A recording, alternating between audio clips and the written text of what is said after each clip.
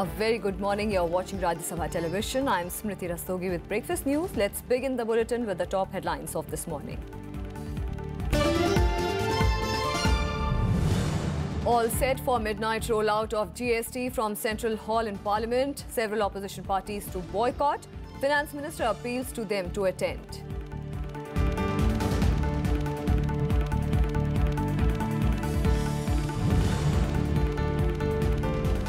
Vice presidential elections to take place on August 5th. Poll to be notified on July 4th.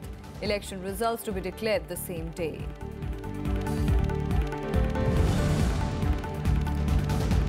Prime Minister's stern message to cow vigilantes says killing people in the name of cow protection unacceptable. Opposition calls it lip service.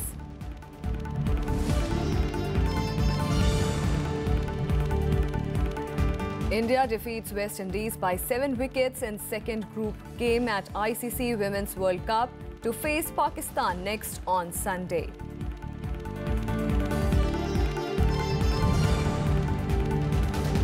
And trailer of Rajya Sabha TV production Ragdesh unveiled in Parliament, also released in Mumbai. Film scheduled to hit screens worldwide on July 28th.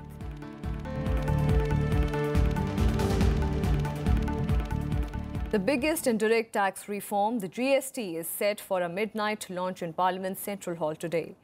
The historic launch will be done in the presence of President Pranab Mukherjee, Prime Minister Narendra Modi, Vice President Mohammad Hamid Ansari, members of Parliament, state finance ministers and chief ministers. The function will begin at 11 p.m. and a gong will be sounded at midnight to usher in the GST.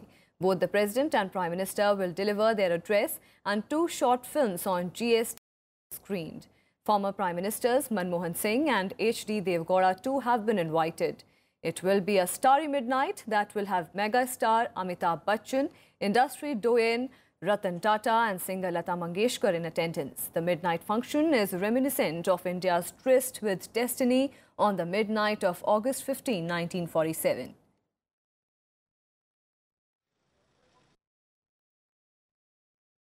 कि कोई प्रकार की miss information ना फैलाए GST के बारे में। बहुत सरल है।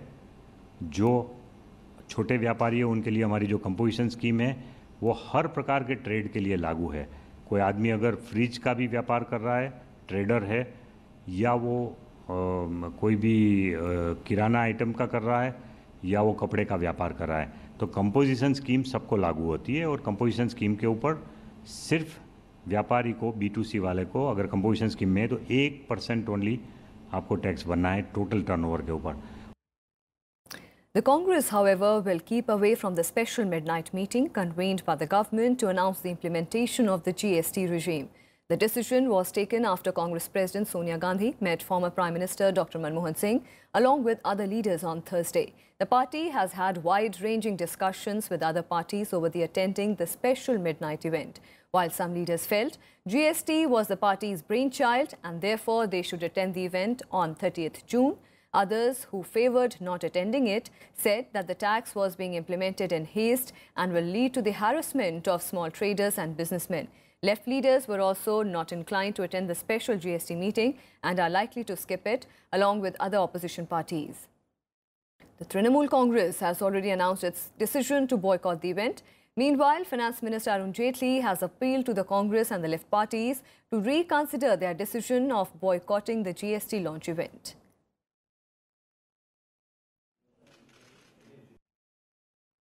देश में जो कुछ भी हो रहा, हमारे प्रधानमंत्री चुप्पी साधे हैं, बीजेपी के कैबिनेट मिनिस्टर चुप्पी साधे हैं, जो वरना दिन में 10 बाइट्स देते हैं उल्टी सीधी। बीजेपी के चीफ मिनिस्टर्स चुप्पी साधे हुए हैं कि इस स्वतंत्र भारत में भारतीय जनता पार्टी के राज में क्या हो रहा। We have taken the parliamentary party of Lok Sabha and Rajya Sabha. We have 45-46 MPs. So we have taken this stance that we will not be present at this event. The rollout of GST, as we have said, as Mamta Di has also said, a lot of pain will be caused if it is not delayed now, so it needs to be pushed back. And number two, this whole event management natak which is happening. You know, you cannot say you have a consensus and then you actually have no consensus. This is an economic integration of the nation. That way it's a historic. And then what are they talking?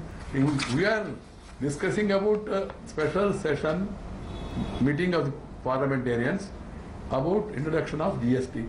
They are talking of some of farmers. They are talking of they are talking of something else.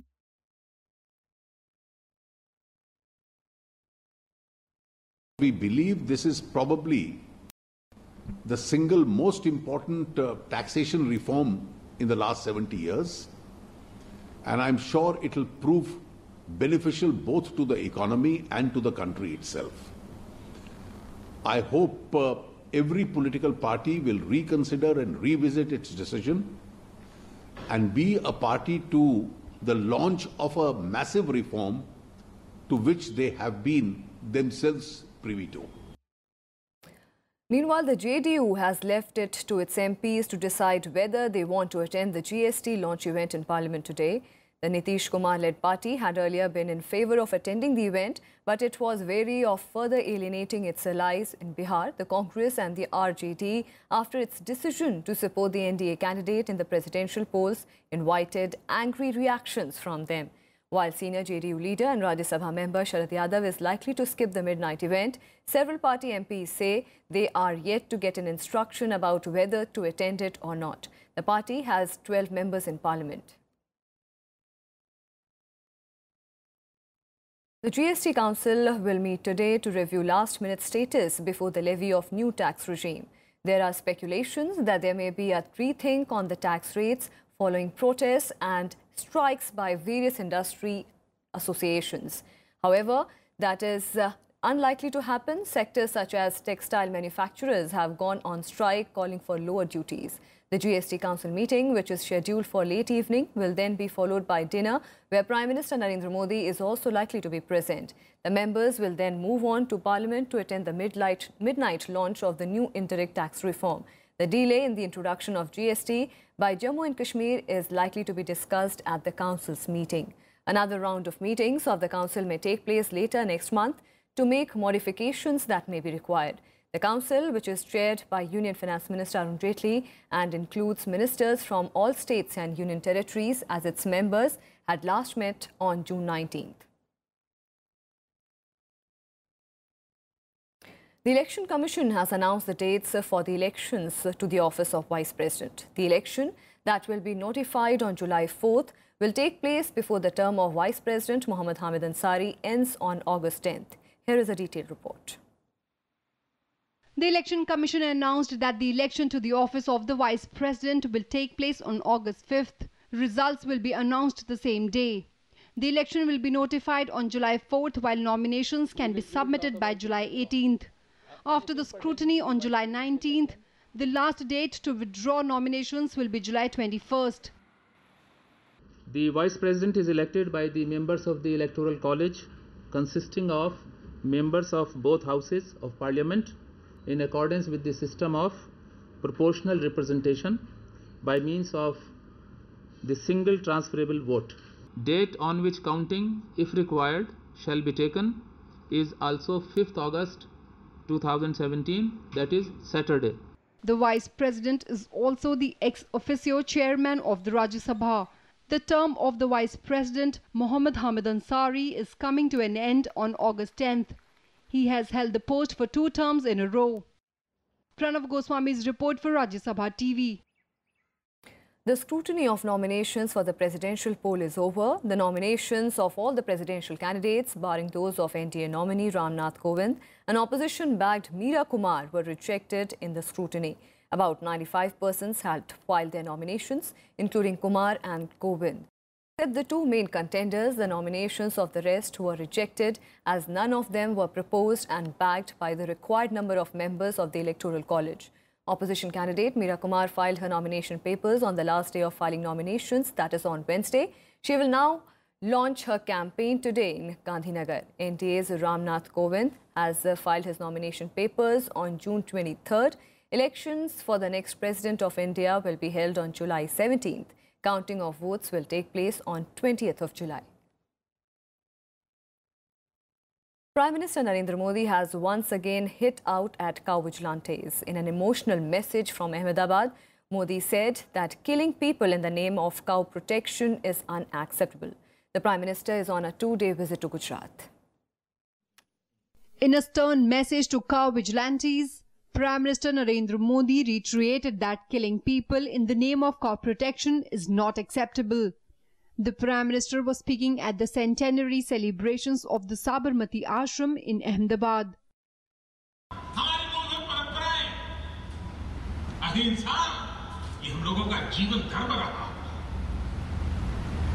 हम कैसे आपात हो रहे हैं? Doctor को मार दें, अकस्मात हो जाए ड्राइवर को मार दें, गाय के नाम पर इंसान को मार दें, कि गाय के नाम पर किसी की हत्या की जाए। वो निर्दोष है कि गुनहगार है, वो कानून का काम करेगा। इंसान को कानून हाथ में लेने का हक नहीं है। Prime Minister Modi's remarks come in the wake of several incidents of lynching and murder by self-styled cow vigilante groups over rumors of cow slaughter. Earlier this month, 16-year-old Hafiz Junaid was killed on board a Mathura-bound train by people who taunted his family by repeatedly calling them anti-nationals and beefeaters. This is the second time that the Prime Minister has spoken against cow vigilantism. Last August, Modi criticized the actions of self-styled cow vigilantes and asked the states to prepare dossier on them. He said that inflicting violence went against the ideals of the father of the nation.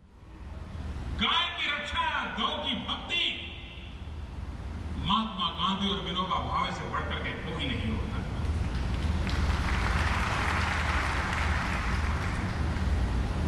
अगर गाय की भक्ति करनी है, गाय की रक्षा करनी है, तो गांधी जी ने और विनोबा जी ने हमें उत्तम राह दिखाई। जिस देश में महात्मा गांधी जैसे महापुरुष ने अहिंसा का पाठ पढ़ाया, क्या हो गया हमें?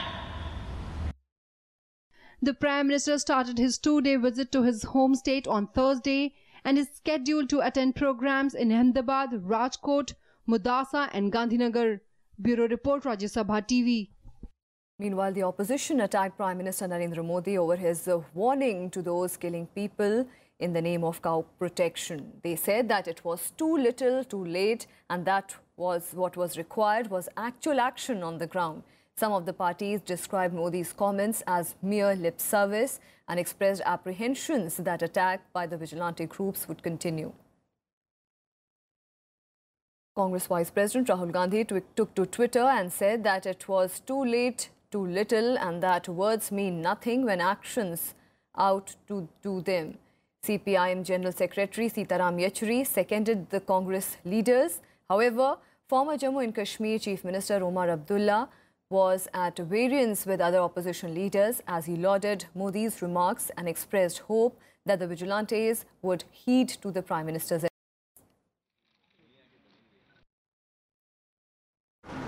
हर फ्रंट पर फेल होने के बाद नरेंद्र मोदी की सरकार देश को गुमराह करके और ये देश को बांटना चाहते हैं। धर्म और मजहब के नाम पर, रंग भेद और नस्ल के आधार पर देश का बंटवारा ठीक नहीं है। देखिए, मेरा ख्याल से honourable prime minister Narendra Modi तो बोलते हैं, लेकिन इसका एक्शन कहाँ होता है? तो दिखाने के लिए बोलते हैं ना, क्या समझ में नहीं आता। And with that, time for a very short break. More news and updates on the other side. Stay with us.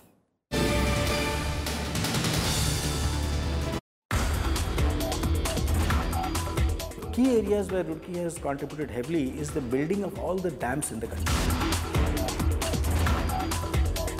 Either the University of Roorkee or Thompson College of Engineering was directly involved, or it was supplying the manpower who were doing it. Engineering is not about building things alone. Engineering is about building theoretical models. So the most difficult part of engineering is actually done before you go to actual fabrication or manufacturing. Watch Eureka with Professor Ajit Kumar Chaturvedi, Director, Indian Institute of Technology, Roorkee, only on Rajya Sabha television. Welcome back. The Pakistan Army violated ceasefire for the third consecutive day. They targeted Indian posts and civilian areas with mortar bombs, small and automatic weapons along the line of control in Jammu and Kashmir's Rajouri district. This is the 23rd incident of ceasefire violation in June. The Indian troops returned the fire strongly and effectively yesterday. 2 Indian Army jawans were injured when Pakistani troops fired from small arms and shelled mortars on forward post and civilian areas along the LOC in Poonch district. On Wednesday, the Pakistani Army violated ceasefire by unprovoked and indiscriminate firing and shelling along the line of control in Bhimbher Gully sector in Rajouri district till late that night. In the wake of the recent face-off between the Indian troops and Chinese army in Sikkim, Army Chief General Bipin Singh Rawat on Thursday visited formation headquarters of the force in North Sikkim. He was briefed by top commanders about the entire security situation in the region. The Army Chief also visited areas under the 17 Mountain Division tasked to guard the Sino-India border in the Sikkim sector and took the stock of various operational aspects. The genesis of the flashpoint was China's attempts to build a road at strategically key area of Donglong that links Sikkim, Bhutan, Tibet, Tri-Junction. China a major military advantage over India it could have given. The Indian Army had blocked construction of a road by China. Bhutan has also accused China of directly violating the agreement between them by constructing a road inside its territory.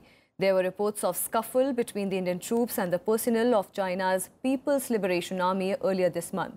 Beijing has asked India to withdraw its troops from the Donglong area in Sikkim sector as a precondition for a meaningful dialogue to settle the boundary issue. China has also warned that the Indian Army should learn historical lessons in the oblique reference to the 1962 war. Meanwhile, the Army Chief has said that India is prepared for security threats posed by China.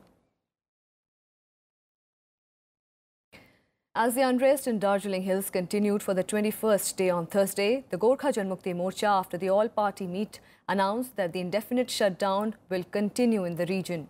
Amid the ongoing stir for carving out a separate Gorkha land out of West Bengal, Chief Minister Mamata Banerjee firmly ruled out further division of the state.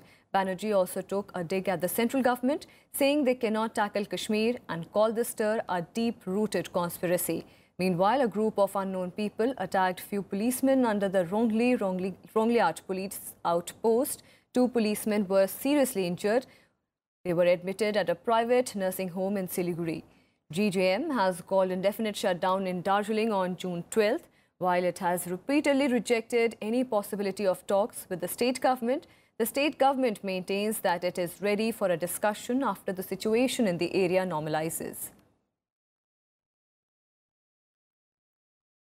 Meanwhile, the Amarnath Yatra from the twin routes of Pahalgam and Baltal was suspended today following heavy rainfall. This comes just a day after the annual Yatra to the holy shrine of Amarnath began.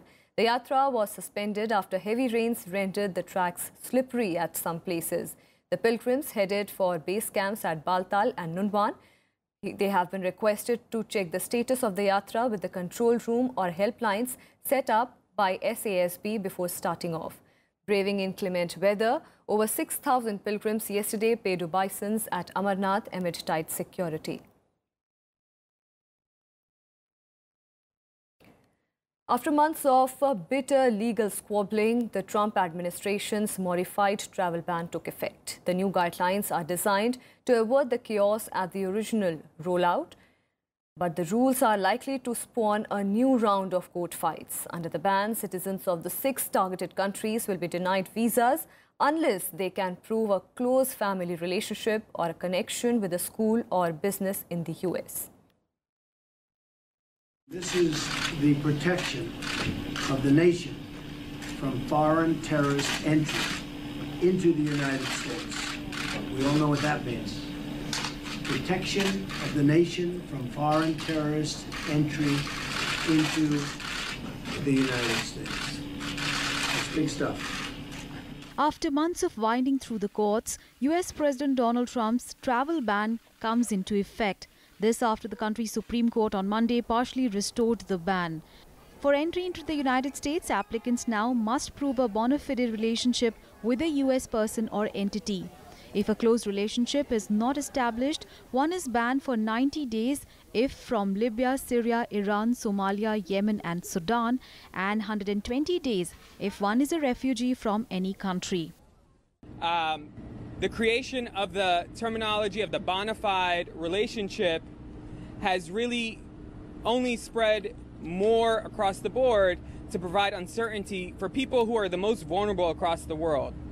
And right now, the world is watching us. The world is watching the United States of America.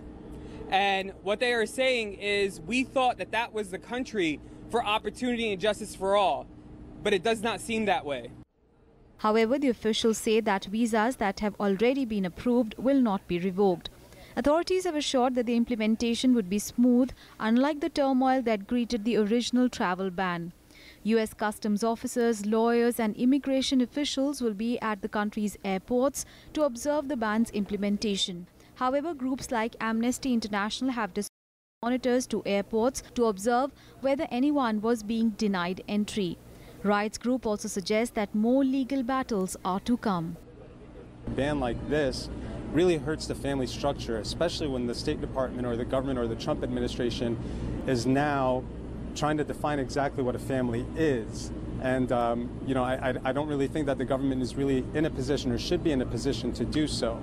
As you all know, we're the plaintiffs in the IRAP v. Trump case, and come October, we are confident that we will prevail, that we will be able to give that voice to those in need. On the campaign trail, then candidate Donald Trump called for a total and complete shutdown of Muslims entering the United States.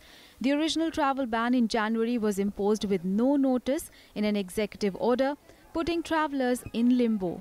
It was later put on hold by the country's lower courts. On Monday, the country's top court restored the ban partially, but will hear further arguments in the case in October. Bureau Report, Rajya Sabha TV. In ICC Women's World Cup, India defeated West Indies by 7 wickets in their second group game at Taunton on Friday. Opting to bowl first, Indian bowlers put up a disciplined performance to restrict West Indies to 183 for 8 in their 50 overs. In reply, India cruised to the target, riding on a scintillating unbeaten 106 by opener Smriti Mandhana. Captain Mithali scored 46 runs as India reached the target with more than 7 overs to go. India have now won both their group games and will next face rivals Pakistan on Sunday. Oh, it's beautifully connected over the head and 6. In men's cricket, the Indian team will look to take an unassailable lead against West Indies as they take on the host in the third ODI at the North South today. India are 1-0 up in the 5-match series, having won the second ODI by 105 runs after the first game was washed out due to rains.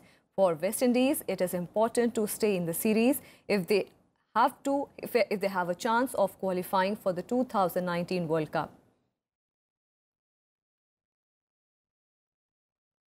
Indian captain Virat Kohli opened up on the issue of new coach on Friday, saying that he will air his views on the new coach only if his opinion is sought by the BCCI.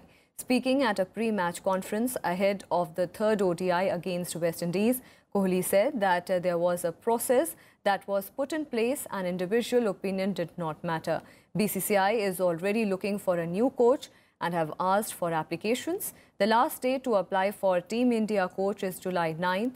Anil Kumble stepped down as the coach earlier this month, stating that his partnership with Kohli was untenable. He said that Kohli had reservations with his style of working. The trailer of Rajya Sabha TV's first feature film, Ragdesh, was released yesterday in the Parliament House. This was the first time that a trailer of a film was launched inside the Parliament House. Based on the infamous trials of Indian National Army during the Second World War era, the film will be released worldwide on July 28th. Captain Shah Nawaz Khan Captain P.K. Sehgal. Section 41, waging war against the king. The trailer of Rajya Sabha TV production Ragdesh was unveiled in Parliament on Thursday. The film, written and directed by Tigmanshu Dhulia and produced by Rajya Sabha TV CEO Gurdeep Sappal, is scheduled to hit the screens on 28 July. Starring Kunal Kapoor, Amit Saad and Mohit Marwa in lead roles, the movie is based on the Indian National Army trials during World War II. और drama ये हुआ कि उनको इस पूरे episode के बाद इस देश से लाल किले से जाना पड़ गया। वो ब्रिटिश जहां फांसी देना चाहते थे, सुभाष चंद्र बोस वहां नहीं पहुंचे, लेकिन भारत की सरकार सॉवरेंटी का वो सिंबल बन गया। तो एक फिल्म के लिए पहली चीज़ है एंटरटेनमेंट और एक अच्छा प्लॉट, एक अच्छी कहानी।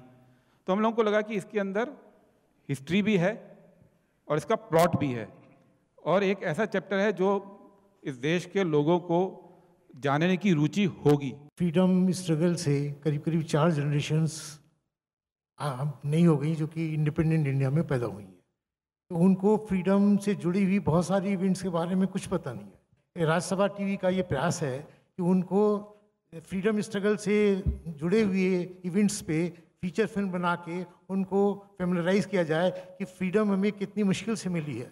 एंगेजिंग, एंटरटेनिंग, इंफॉर्मेटिव और हिस्टोरिकल है। अब हिस्टोरिकल आपने सबने देखा है, ये हम लोग की फिल्में हिस्ट्री को किस तरह से तोड़ मोड़ कर अकबर भी गाना गाने लगते हैं, ये भी करने लगते हैं। तो माफ़ करिएगा, इसमें सुभाष चंद्र बोस गाना नहीं गा रहे। तो इतिहास को बिल्कुल सच्चे ढंग से पेश किया गया है और असली बात है कि ये पूरा दौर था वो अपने आप में इतना ड्रामेटिक है कि उसमें कुछ एक्स्ट्रा ड्रामा क्रिएट करने की एज ए राइटर मुझको मेरे कोलीग्स को जो राइटर जिन्होंने मेरे साथ लिखी है फिल्म, हम लोगों को ज़रूरत नहीं पड़ी। The film shows the Red Fort trials of 3 officers of the British Indian Army, Colonel Prem Sehgal, Colonel Gurbaksh Singh Dhillon and Major General Shah Nawaz Khan, who joined Azad Hind Fauj of Subhash Chandra Bose and fought alongside the Japanese forces against British imperialism.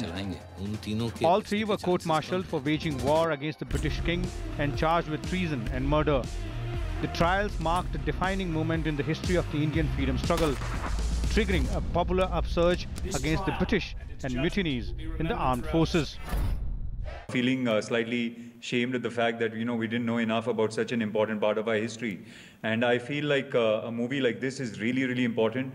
Firstly, not only is it very entertaining, not only is there lots of drama, action, everything that a good film has, but at the same time, it's, highlighting such an important part of our history, which I think the young generation really doesn't know anything about. So I feel like this is a really, really important film and I'm really happy to be part of it. एक अलग सी energy जागृत हुई, एक अलग सा passion, एक अलग सा देश के लिए प्यार और कहीं ना कहीं बुरा भी लगा कि यार हम अपनी मॉडर्न लाइफ में इतने खो जाते हैं कि we kind of have forgotten all these contributions by these great men. So it's great to be a part of such a beautiful film. It's great to it's coming out and people will get to see it. The first teaser of Ragdesh was unveiled by the makers of the film on 23rd June. The film is scheduled for release on 28 July in over 800 cinema halls across the country.